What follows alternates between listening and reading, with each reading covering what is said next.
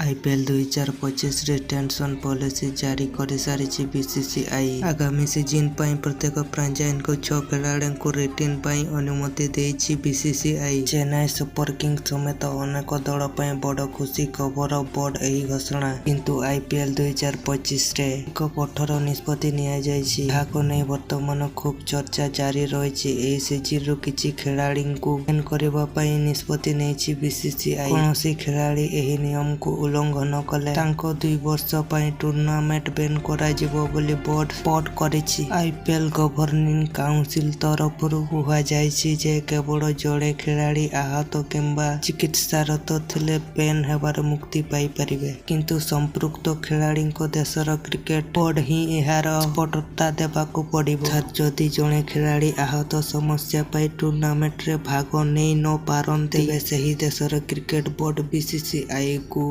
नहीं स्पष्टता सूचना देबे। एहा परे संपृक्त खिलाड़ी को बैन हेबार मुक्ति मिली पारे। आईपीएल 2025 पूर्व बीसीसीआई एक नुआ नियम प्रणयन करिछि। रजिस्ट्रेशन पर टूर्नामेंट दूरे जाउथिबा खिलाड़ी मानक उपरे कार्य अनुष्ठान ग्रहण करबा पई पदक्षेप नेछि बोर्ड। अर्थात कौनसी जदि मेगा एक्शन पई रजिस्ट्रेशन करंती एवं ट्रैक मिलिबा परे आईपीएल टूर्नामेंट 2 वर्ष पर्यंत आईपीएल टूर्नामेंट रे शामिल हेबा उपरे प्रतिबंधक लागू करा जिवो। एही निष्पत्ति को नहीं बेस खुशी जाहिर करिसंती टीम इंडिया पूर्वतन ऑलराउंडर इरफान पठान। किंतु एही नियम जरिया रे टूर्नामेंट प्रत्येक फ्रांचाइज मोट 6 जन खिलाड़ी को रिटेन करि परिबे। एहा सहित राइट टू मैच पई मध्य अनुमति देछि बोर्ड। तेबे दल निज इच्छा मुताबक भारतीय किंबा विदेशी खिलाड़ी को रिटेन करिबे। सेहीपरि 2021 मसीह रे हटे दिया जायथिबा आसंता सीजन पई राइट टू मैच सहित सर्वाधिक 6 जन खिलाड़ी को रिटेन करिबे समस्त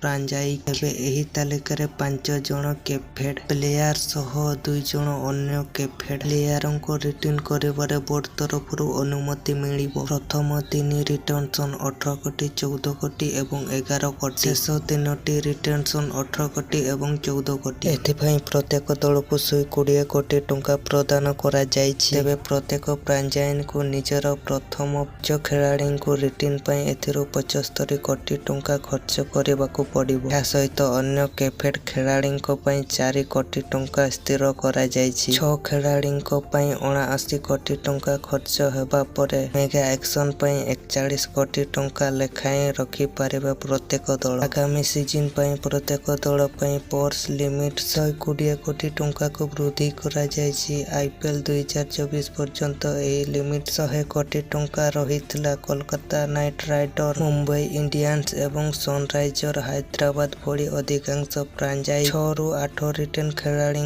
दाबी करथिले। आईपीएल 2025 पूर्व एक ऐतिहासिक निष्पत्ति निया जायछि। भारतीय क्रिकेटर को प्रत्येक मैच पई 7.5 लाख टंका मैच फीस प्रदान करा जिवो। जेउ खिलाड़ी संपूर्ण सीजन रो समस्त मैच खेलिबे तेबे सेमानंको फ्रांचाइज सह हेइथिबा चुक्ति व्यतीत 1.05 कोटी टंका अधिक आय करिबार सुजोग मिली पारिबो। एहा आईपीएल एवं भारतीय खिलाड़ी पई नुआ जुगर शुभारंभ बोली कहिसंती बीसीसीआई सचिव।